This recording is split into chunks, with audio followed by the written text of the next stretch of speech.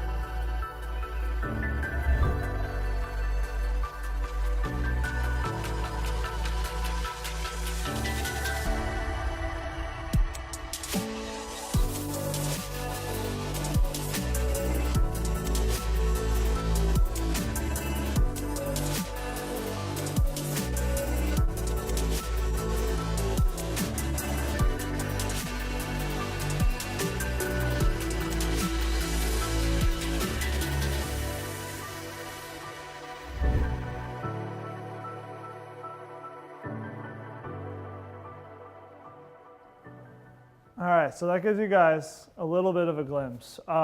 Basically, kind of the way my talk's going to go today is it's going to be a mix of me telling stories of how I got here, along with questions from you guys. I love answering questions, being a storyteller, my favorite way is to tell stories. So, how did I get here? Well, I started actually right here at MV. 12 years ago, I was a student here, and I was on the bowling team.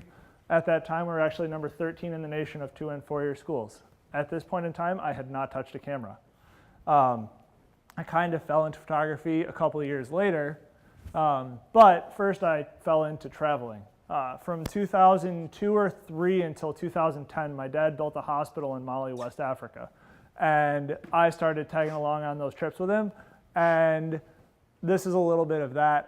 This one in the center, that is actually the second largest mosque in the world in Casablanca, Morocco. And I was actually standing across a bay from it, and it is still that tall. This on the top left is me sitting on a crocodile in Burkina Faso, West Africa, which is basically my second home, as I like to call it. And then in the bottom left is me and some friends playing a concert in Burkina Faso, West Africa. I grew up playing drums, so it just kind of happened, just different things that happen on the trips. The main purpose of those trips initially was I was actually doing construction work with my dad. My dad's a civil engineer, and so that's how he got into the hospital deal.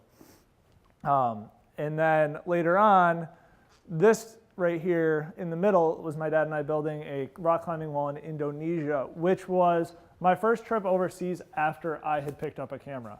This was where things kind of started to make a turn. And then at that time, I was actually working for my dad's engineering firm. I was doing asbestos-related work, that kind of stuff. Nothing glamorous. And I decided one day that I was gonna just quit and I didn't want to do it anymore. So I moved to Taiwan. I was living in Taipei, which is a major city. Think of it as like a mini New York. I realized very quickly that I hated living in a major city. I realized I like space and having a car and being able to drive. That being said, this was where I actually started to learn video. I hadn't touched video at all. I just happened to have a camera that shot video, and I decided to start playing with it. And that was in 2012. This photo was taken on vacation on the right, and then that started to open doors, but I realized that trying to live there wasn't going to be a very sustainable thing if I wanted to do what I wanted with media.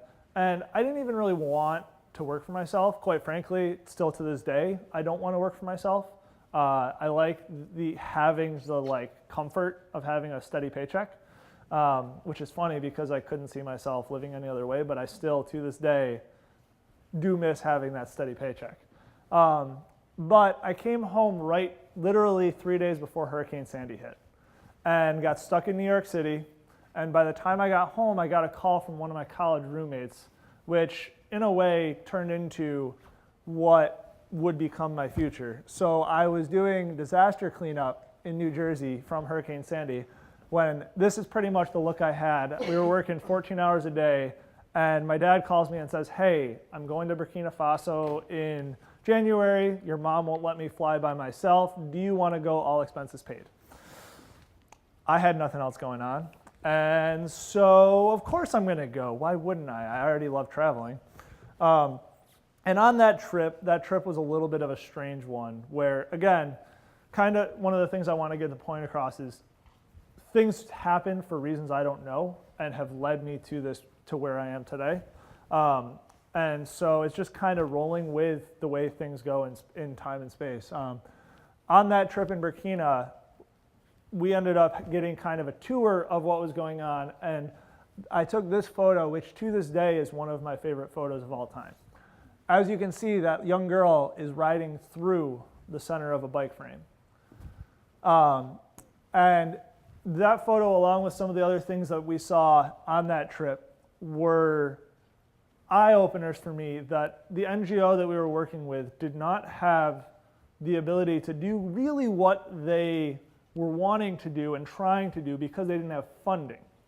They were having trouble getting funding because they didn't have the visual content to stand out against what American audiences were used to seeing, because in this day and age, you're getting bombarded with so many photos and videos that and this was in 2013, so you're already getting bombarded with the visuals, so they couldn't compete. So I kind of realized that what I wanted to do in some capacity was help these NGOs get better content so that they could compete and do what they do. That being said, these trips are not all glamorous. This is us fixing our trailer after we broke all of the springs on the trailer getting out into the bush village.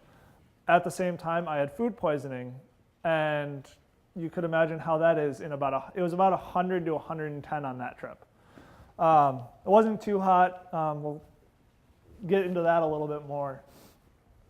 So after we got home from that trip, I kind of realized that was really where I wanted to go with things. And my dad was like, well, if you're going to do it, start a company and do it legally and do it the right way from the start.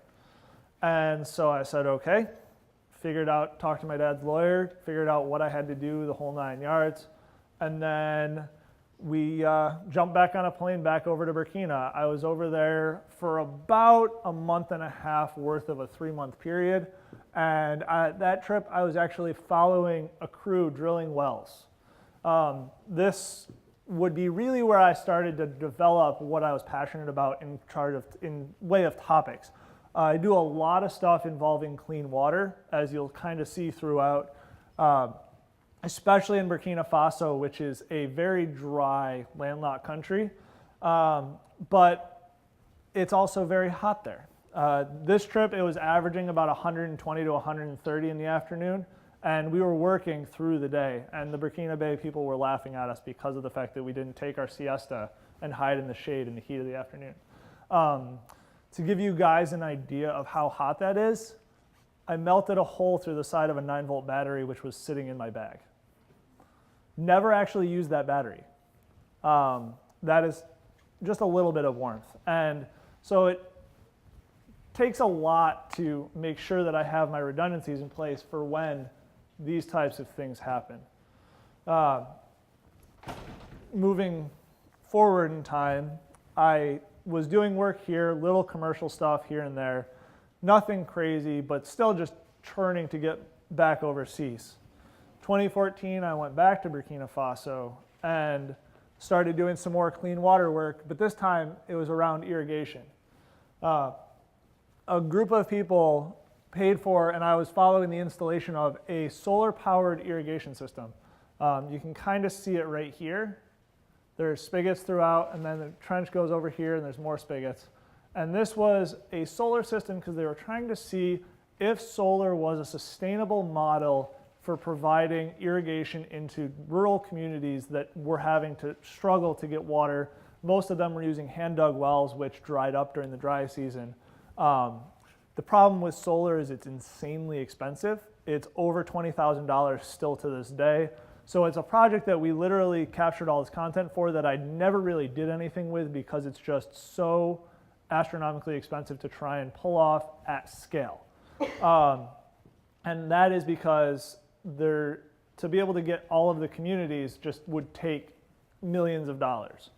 That being said, this community was able to change lives around the school that we put this in at. This photo will forever be one that I remember this moment because these women were in their late teens and I had taught them how to use a faucet. Can anyone in this room remember the exact moment they learned how to use a faucet? And the joy on these women's faces when I first showed them how to use a faucet, it was like something that it's like your first bite of chocolate when you're a kid. Like you don't understand, it's just magical. And so these women realized that their lives were now changed because they had access to water without having to work. And they were able to provide by growing more crops. And we'll get back to this in a little bit, but in a year, the garden had grown sixfold, and the school went from barely being able to sustain feeding their students to selling surplus at the local market. They were then turning that money that was profit into more work that they were doing growing crops and then helping the school expand. So things like that have just changed lives. And it's not, for me, I look at the topics that are relating to creating more sustainable living. There's a lot of different avenues about it, but that's just one of the big ones for me. Burkina's like, I think I've been there 6 or 7 times. Lots of fun. It's also been interesting where I've had the cops called on me numerous times. This was in Chiang Mai, Thailand, and I was running a bunch of time lapses, and the people I was working with had left for a few minutes, and apparently every person driving called the cops and saying that there's a weird white guy with cameras. Thankfully, my buddy was able to answer the phone, and we were able to explain to the cops what we were doing. I think they still didn't know, but my buddy spoke Thai, so he was able to get me through. And so it's just more and more opportunities continued to come, but at the same time, I was growing a business here in the States, and actually all locally where I was working with more and more businesses. So it had become this like delicate balance of doing business here versus doing what I'm really passionate about. And 2016 became all about business in the US, which actually was kind of like rough for me because for me, I'm literally, if I could live overseas, I would be happy as a clam. It's just not sustainable for what I do because it's hard with getting all of the supplies that I need to a place. And a perfect example is where I was in 2017, in early 2017. In February and March of 2017, I was in Nebabango in DR Congo. To give you guys an idea, we had to fly from New York to Qatar to Uganda, and then take a private 6-seat plane into the Congo. We were so far remote that during the Civil War, there was no fighting at the hospital we were at because it was too far out for them to bother going to. So this hospital is the only hospital for 275,000 people. And so the org that I was working with, which is named E4 Project, they are working with this hospital to create it to as close to US standards as they can get, even though it will never actually be fully US standards. But the work that they're doing is incredible. And then the org is also doing a lot of stuff around the hospital to create sustainability. So they're starting social enterprise, doing clean water work, and other various efforts like that. And it's funny because I had met someone that used to work for the org, and he had left, and again, random chance, you never know what's going to happen. After I graduated from MV, I went to Nyack College, which is a small Christian private school downstate. I happened to walk onto the soccer team as a goalie, and after my 2 years, I kept going back for the alumni game. Well, I met the previous development director for this org in the locker room after one of those alumni games. He apparently, in their system, had put down that I was a photographer.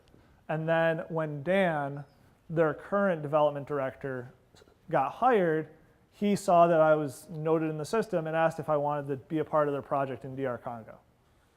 So it's one of those that you never know where in life things are going to happen. That being said, we had an absolute blast, and we're able to create a lot of good content that has turned into more work for them. So they are actually in the process of driving a brand new Land Cruiser Series 79, which is basically a Land Rover Defender, from Uganda into the Congo that they were able to purchase with content we created. And they funded that in about 6.5 months versus what a different org had tried to do that took them 4 years to get the same amount of funding. And that was like $56,000 to $60,000. They also do a lot of stuff with education. Here we are flying a drone over a school, and what we should have thought of ahead of time, but we didn't, was the minute that we put the drone in the air, all of the elementary school and all of the high school emptied out because they wanted to see the drone. And so we didn't actually get the shot we wanted that time, but it worked. We got it eventually. And seeing kids' reactions when they were able to see the screen is another one of those priceless moments, because these are kids who see a plane come in that lands on the grass runway at the hospital maybe once every 2 months. Never mind seeing what the view is like, because they've never actually been in the plane. So the fact that they were able to see above the sky essentially was really cool to see kind of their response, and then also know that what we were doing was helping their futures. In a very stark contrast to Burkina, they can't drill wells for clean water in DR Congo. Because of the remoteness and the terrain, they can't get the equipment in to actually drill a well. But one of the nice things about being essentially a rainforest is DR Congo has a lot of freshwater springs. And they have figured out a way to essentially cap freshwater springs to protect it to what they ballpark estimate like 90% cleaner than an uncapped spring. And so this little video is one we made for them to use for trying to fundraise for more freshwater springs. And so far they've got funding for, I think, 22 to 25. They had to stop fundraising for it for a little bit because they couldn't actually do the work until they had the new truck. So now that they have the new truck, they'll be able to actually do some of this and then start fundraising more again.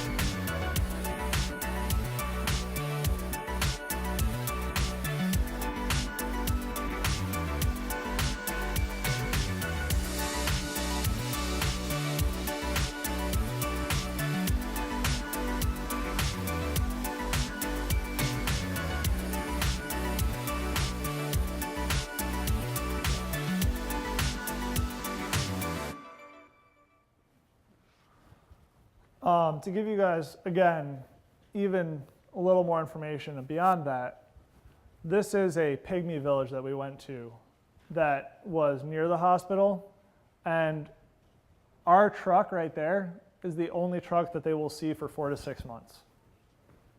Can you guys imagine not seeing another car for 4 to 6 months? But these people, I mean, I find that most of the people I meet when I'm overseas are happier than the average American, exponentially. And it's weird to say. But at the same time with this, I had been continuously growing a business here and needs changed. And there was actually a while where I had an office here in Utica. And I was serving a lot of stuff. And again, business growth, business change.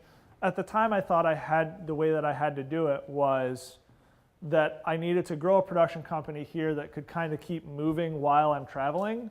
And then I could go do what I want and then come back, but still have the machine moving. And so I started the plans for this and was serving my clients here locally. That's my wonderful dog, Chips. And so, but still having the same mindset of you do whatever it takes to pull off a job, which I prefer working with nonprofits. And so locally, a lot of my clients have been nonprofits. How many people here have heard of the Root Farm in Sequoia? So all of their marketing materials was actually done by me and a small team of people. That is me in the blue coat up there. Again, doing whatever it takes to get the job done. The Root Farm came to me and said, hey, we need to overhaul all of our marketing and we need to grow a lot of this new programming that we're starting. And so basically my team scrapped everything they had, started fresh, and similarly to what I do with a lot of my overseas clients is I'm trying to figure out what they're trying to do for about 3 or 4 years and really kind of help them push into their goals. And so we created this massive package, new website, tons of content that they ended up using, and we launched it at the absolute worst time. And that's what made me realize that like there's no bad time if you have great content. We launched their new website and everything like 3 days before Christmas of 2017. The video that we used for the launch, which I'm going to show you guys in a second, had over 100,000 views in 5 days around Christmas. Mind you, this had nothing to do with Christmas. So that really kind of was a solidifier to me that I was on the right track with what I was doing, but it also at the same time made me want to go overseas more. So here's that video.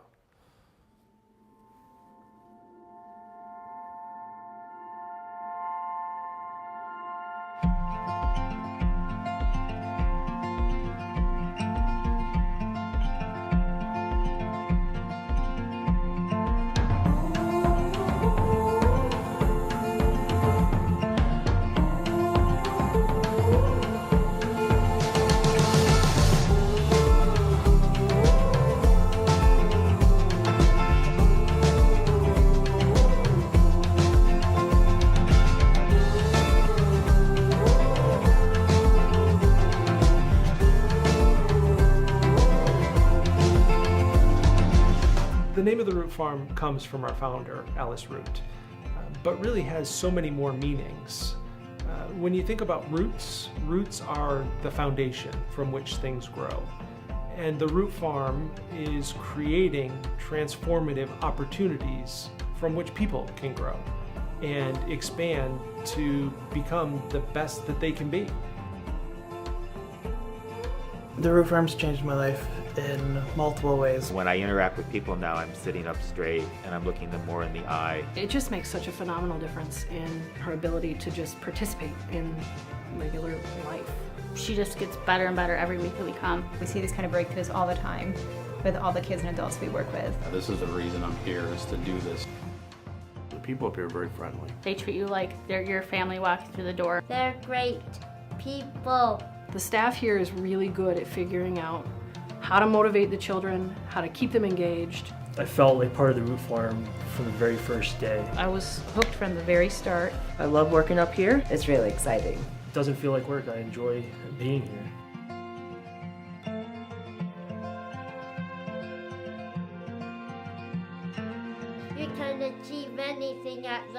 farm. With the content that we created for them, they ended up exploding some of their programming. The adventure course that they started, they decided to open it up for spring break last year, 2018. First time they'd done this like open to public thing, they thought they were going to make a couple $100 for the week. They made more money in 3 hours on the first day than they thought they were going to make for the whole week. And so it's one of those things that they're trying to create sustainability through this adventure course that could offset some of the costs that they have with having, I think they've got like 12 or 14 horses that they have to feed and that stuff. And they're a small nonprofit, so they're running on very tight margins. So having that type of programming start to explode has been great for them. Going into a little bit more of you never know where things are going to come from. Shortly after wrapping most of this project, it wasn't quite launched, but it was pretty much there. My best friend calls me. Mind you, my best friend lives in Dakar, or has been living in Dakar. He's actually about to move. And to give you guys an idea of how long we've been best friends, this was from 2005. Not much has changed, I don't think. But anyway, so he's been working in Dakar as a bookkeeper and been working in a remote village on the side, just building relationship. And he and his wife were trying to work with some leaders in this community to try and start a library media center. In Senegal, education is one of their most important things, and the government actually basically makes it free. A lot of African countries, you have to pay to attend school. Not like the US where it's mandatory. In Senegal, it's free to go to school up through high school. But when you graduate high school, you still have never touched a computer in many of the villages. Unless you live in the capital or a major city, you've still never touched a computer. So if a kid goes from graduating high school in a village that wants to then go to college, they're expected to know how to use a computer in university. So we went out and we went to a school and created a bunch of content around a program that they are starting to start a library media center. They wanted to build a brand new building that they could get computers in and teach kids how to use computers. That is one of the largest things I've ever dealt with that's still in the works. They have been doing it, but things have been a little crazy over there in the organization that they work with.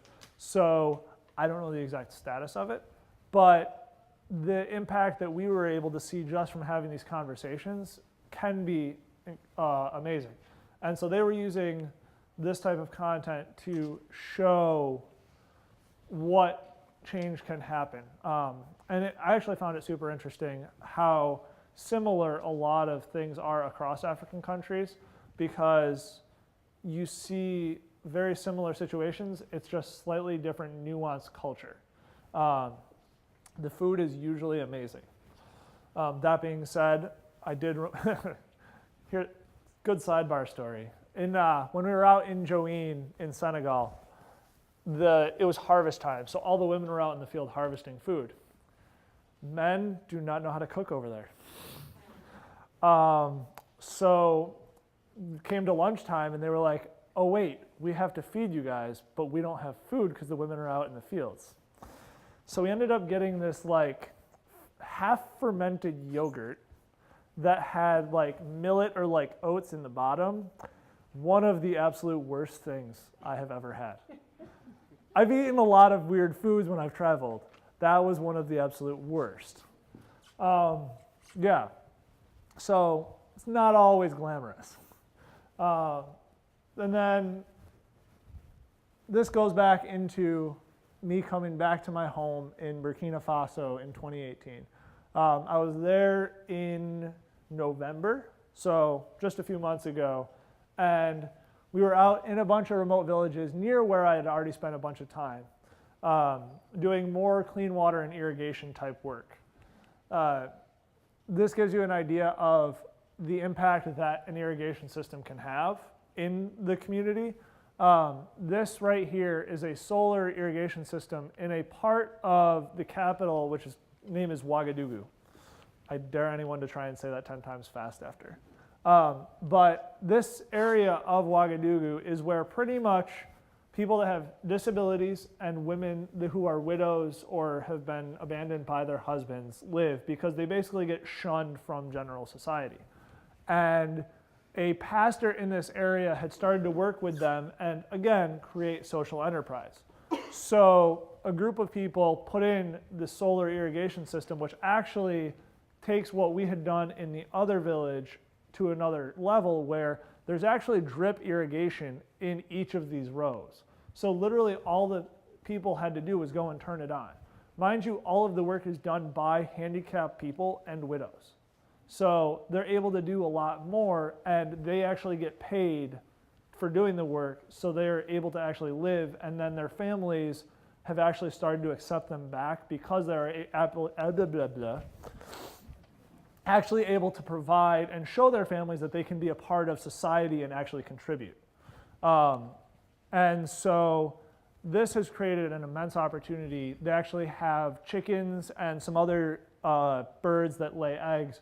And I forget what the name of the bird was, but they have this one bird that lays it's a specialty bird that lays an egg that like the high-end expat hotel buys, and it's like $8 an egg. Like something absurd like that. But they raise them and sell it, and they're able to continue to give back to the community. And they do, in this community, they do like grain give out, like donate, like that kind of stuff. And a lot of it comes from what they're able to grow in this area.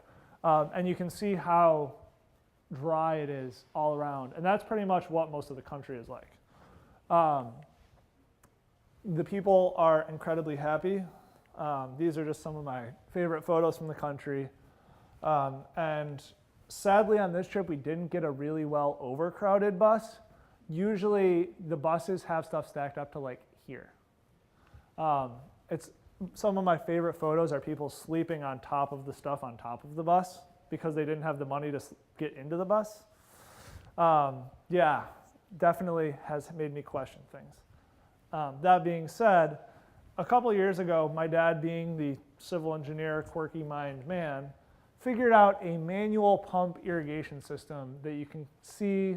This is just the pump off a well, and then there's this pipe that leads to a basin in the ground that you'll see shortly a little bit more of. But instead of the over $20,000 that it cost for a solar system, he was able to build the system for $2,500. Something that is much more sustainable to be able to scale, but also instead of having repairs be expensive that you had to import parts for, all of the parts were bought locally, and so you were able to then repair it easily by sending a local plumber to go get the parts at the market. Going slightly out of order, because I mixed this one up, this is the same school that we installed the solar system at 5 years later, or 4 years later. As you can see, it's green straight throughout. That little hand-dug well is in the same spot of frame. But instead of being dry and brown all out here, it is green everywhere. It's slightly overgrown at the moment that this photo was taken because the students hadn't come back to school yet. But you can see just from general growth how much more green it was. Back on my irrigation. This system has the same concept, but the difference is you pump off of the well, and then on the tower, there's another pump that pumps water from a ground tank up to a high tank, and then gravity feeds out to spigots where they wanted the spigots. And then they can attach hoses onto the spigots and then run water even further without having to actually carry the buckets back and forth and back and forth. You hear a lot of the stories of women having to walk miles with buckets of water. We were trying to eliminate as much of that as we can. And some of the community leaders had already gotten ahead of it, and they were starting seedlings that they wanted to grow bigger before we got there, So that way they had seed, like small plants ready to go. So that way they were able to get more water onto them as they had started to grow, so they could grow things faster, because we were just at the beginning of the dry season. So that way they were able to have food ready to go when they hit peak dry season, when everything else really started to die out. Super interesting, forward thinking, and I was really impressed by the way that the leaders of the communities took advantage of this by being prepared. That being said, I am about to show you guys are the first group of people to see this video. I literally finished this video yesterday. What we're going to be using to try and fundraise to do these projects. Their goal is to do another 32 in the next couple of years, and they're hoping to be able to continue to expand this beyond it. With that being said, here you guys go. Sitting in sub-Saharan West Africa, Burkina Faso is a landlocked country with incredibly happy people, vibrant culture, and spicy food. Burkina typically has a 9-month dry season, during which many water sources become unavailable. This leads to widespread food scarcity and malnourishment. Hand-dug and drilled wells are the most common water sources found. Some areas have solar-powered pumps on wells, and a few of these even have irrigation systems attached, which eases the workload of the people tending to the land. While solar is an amazing resource, it is also extremely expensive to install and tough to maintain without having parts easily accessible locally. In 2016, a manual pump irrigation system was installed as a proof of concept to see how a village would take advantage of this type of system. After quite a bit of work figuring out exactly how to put it all together, the system was a hit. This allowed the village to grow vegetables in their garden through the entire dry season. While this system requires more work than solar, it allows a village to move more water further distances from the well without having to carry it. The spigots allow hoses to be attached, which can move water upwards of 100 to 150 feet from the well on some installations. This not only allows a village to continue growing crops throughout the dry season, but it also lets them start their seeds for their harvest season crops. Manual irrigation systems are a very viable solution in Burkina Faso. At just $2,500 versus the $20,000 it costs for a solar system, the installation alone is a fraction of the cost. It is also entirely made up of locally sourced parts and can be easily repaired by a local plumber for under $50 US. Currently, there are 9 irrigation systems installed in villages outside Dédougou, with plans for another 32 to be installed in the near future. For more information, visit engageburkina.com.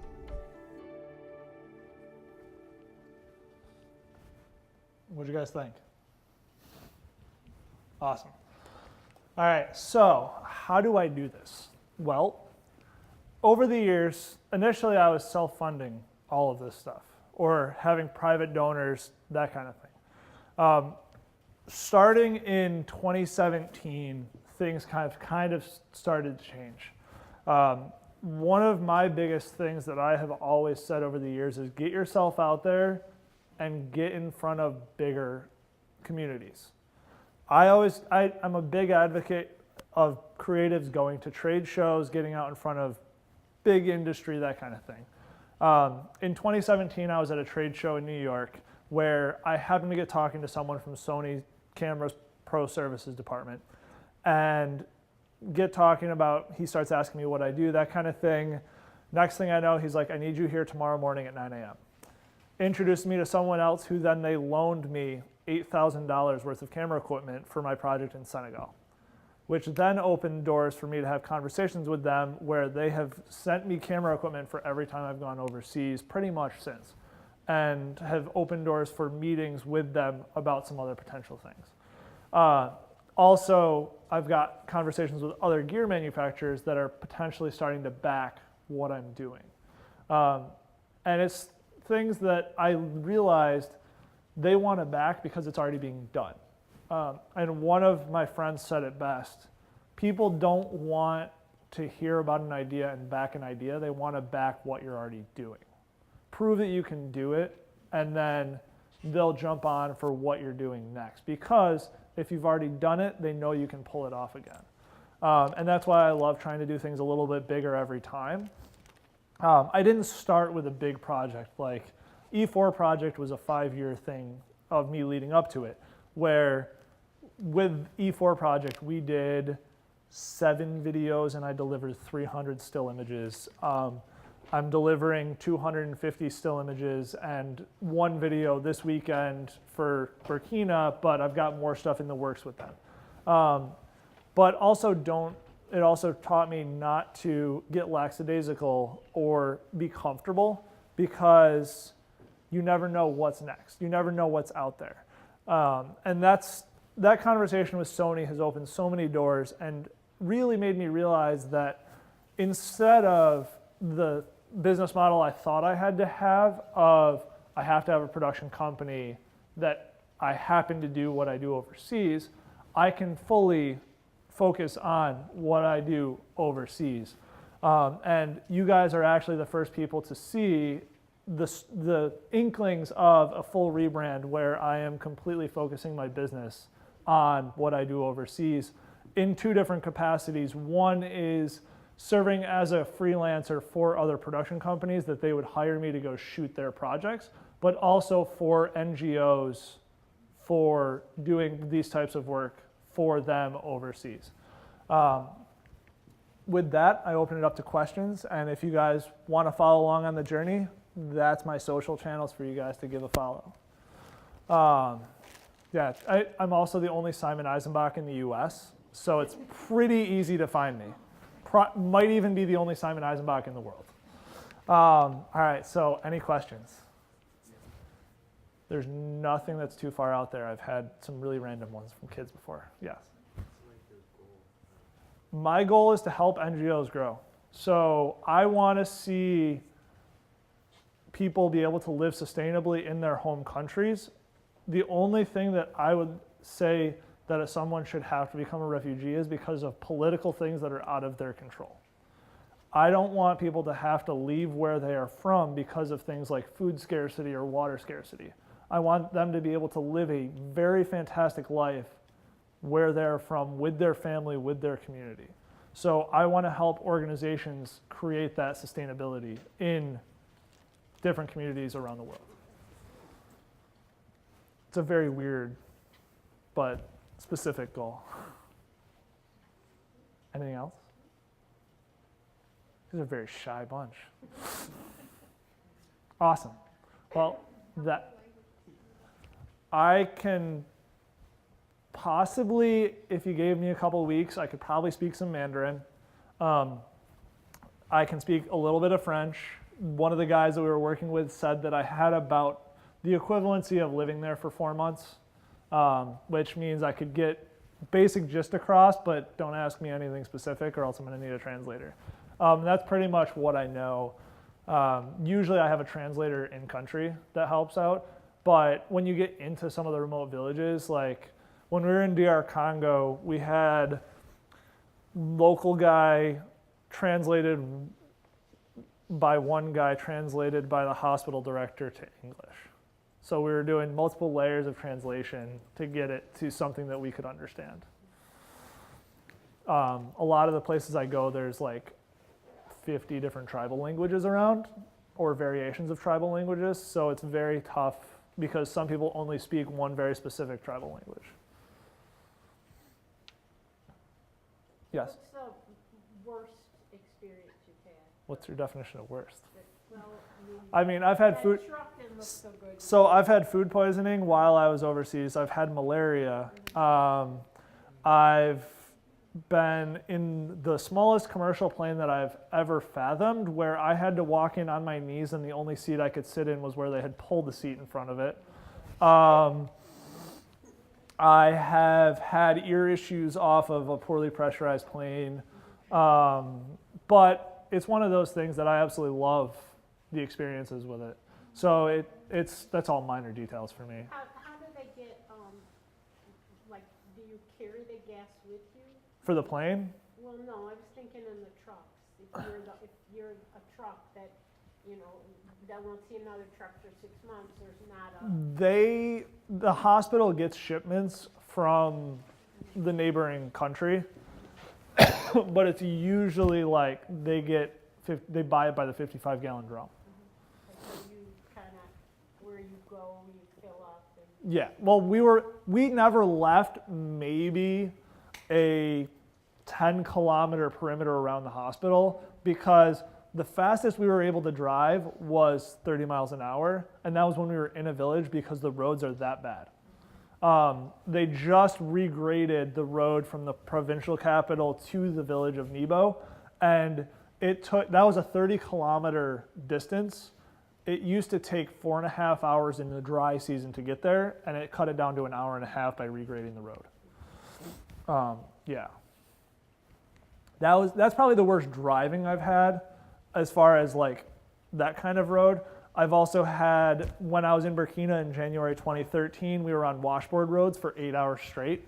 And has anyone ever actually driven on like a consistent washboard road? It is absolutely obnoxious. So we were basically like, my back was like broken after that one. That was actually also when I had food poisoning. And malaria too? No. Food poisoning was January, malaria was March. Yes. The project you just showed us, where will that be used? That will be used in direct email, social media, and some other direct to donor presentations. And they'll have it in Wagga, and then the headquarters for the org is out of Georgia, and so they'll be using it based out of Georgia. But they'll use it, it's mostly in the US. Most of the orgs I work with are based in the US that are doing work in developing countries. Where are you going to head next? Well, so I was supposed to go back to Burkina. I couldn't go because where I was in November, I actually can't go back to right now because of some situations that are happening. I was supposed to go to DR Congo. That got held up because of Ebola. 200 kilometers away is where there's still an active flare-up of Ebola.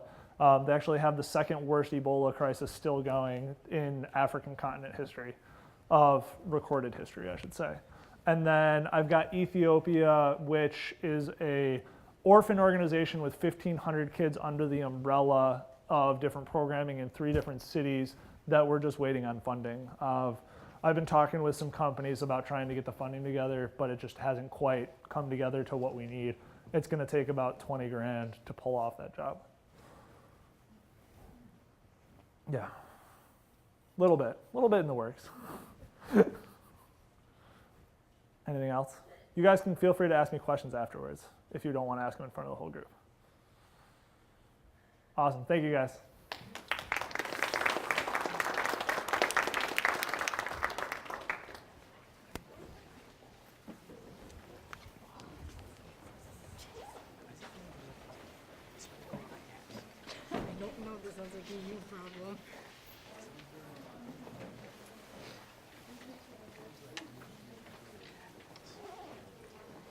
Yeah.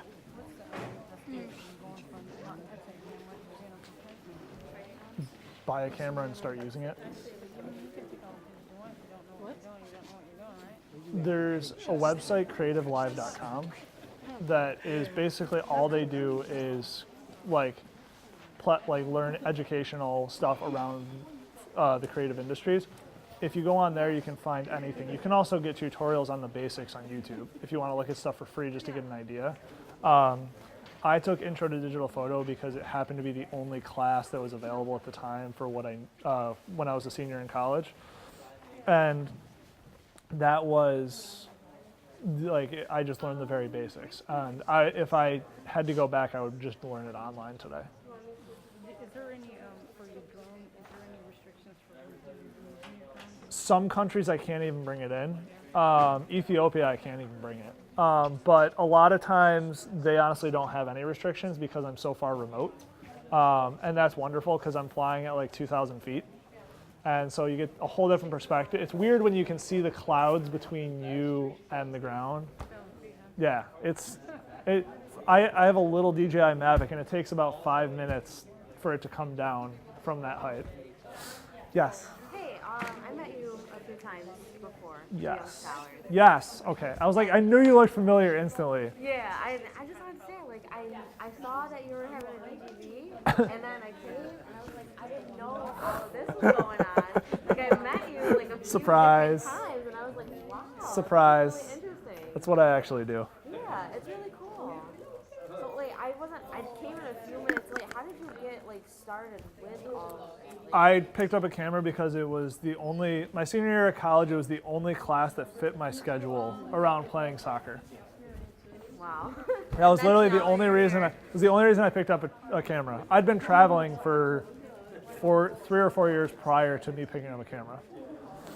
Yeah, and then it's all just snowballed. The camera was a byproduct of me wanting to do the work overseas.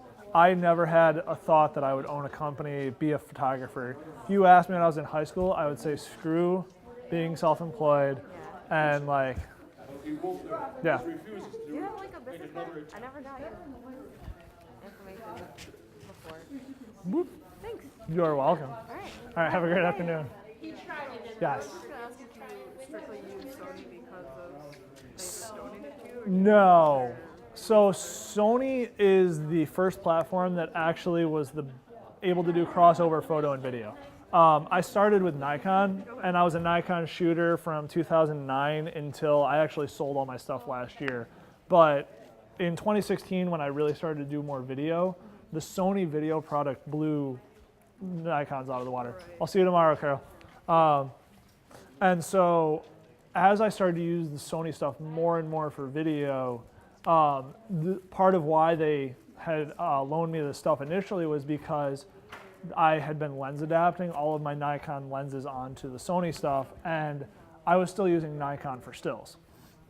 And so I got talking to them, and they're like, all right, so we're just going to send you a full package, use all Sony on the project, let us know what you think, give us a couple photos, that kind of thing. The ease of use being full Sony, because what I was able to do was I actually set up all the cameras, so all of my button controls are the same. I literally sit there, and whenever I buy a new camera, I put all of my cameras next to each other, and I shoot color cards, so that way I know all of my colors. I have 2 picture profiles that I use in every camera, and every camera matches perfectly to where I can shoot video on any camera, and I bring it into my video editing software, and it's already perfectly the same. And so that's why I'm fully Sony. Now it's opened other doors where I'm actually doing work for other Sony photographers as like a hired gun, where I did a project for Dell Computers actually that was a buddy of mine that's a Sony photographer, is sponsored by Dell. He wasn't available to go to CES for them, so I edited a video for him that went and played at CES in their booth. Stuff like that that's just open doors just because I went full in on Sony. But honestly, for what's available with technology, nothing is beating Sony right now, in my opinion. It's one of those things that you invest and you do it right and you're done and you don't have to think about it again. It's been a game changer for me. Right. Thank you. You're welcome. Hi. How are we doing? How long? When you started the business, how long ago you've been in the 2013. Congo? DR Congo, I was in 2017. Oh, 2017? Yeah. So you photograph or you do video? Both. Both? Yep. Uh-huh. Yep. For who? So the org I was working for is called E4 Project. And they are based out of Colorado Springs, and they work in Gabon and in DR Congo, and specifically in this one village in DR Congo. And so they basically are support for what the hospital's efforts are trying to do. Mm-hmm. And I show you the yeah. My sister. This is the Burundi. I'm from originally I'm from Poland. Okay. We're in Poland. We're in Poland? Yeah. Lublin? I don't know. The south in Poland. Okay. South east. My grandparents were from Lodz. Lodz or Ludz. Oh, Łódź. Łódź. My grandparents were Holocaust survivors, and so they got out after the war. Oh. Yeah. You said Holocaust survivor? Yeah. Oh, okay. They live in Łódź. They passed away now, but when they were growing up, they lived there. When they were growing up, they lived there. During war, before World War II. Yes. Oh, Yep. okay. Yeah. Which I mean, I have a family in which. Ah, Nice city. Like Poland now. I need to get over there. I'm sorry? I haven't been over. I need to get there. To Poland? Yeah. Oh, yeah, you must go. You're nice country. Nice country. I've heard many good things. I'm sorry? I've heard many good things. Yeah, the Poland, nice, friendly people. We can go. Yeah. Some media, sometimes create stupid things. Oh, yeah. They have that everywhere. But in Poland, very nice. Yeah. And I show you my sister. Where is this? See, this is in Burundi. Yep, I know where it is. They built a school. They built a school for the one nun, the Polish nun. She's old. Okay. She's 78 years old. Wow. Yes, and she's amazing. She built they looking for this is I show you this is the school. Yeah. We actually met some Catholic priests in DR Congo that had lived there for 57 years. 57 years? They'd been there for 57 years. Oh, nice. They were twin brothers. They show you quickly. It look like, see the foundation, the starting foundation. That's awesome.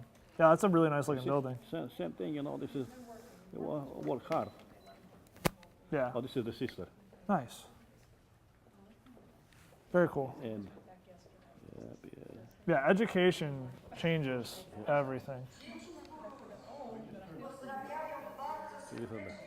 They say thank you in Polish. Because we donate the money. Yeah.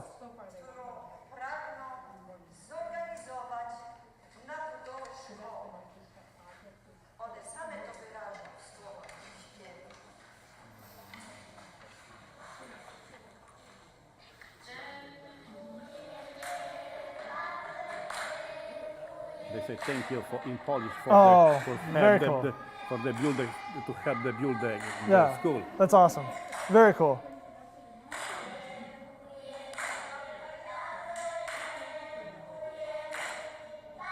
Amazing lady, Yeah, it looks really great.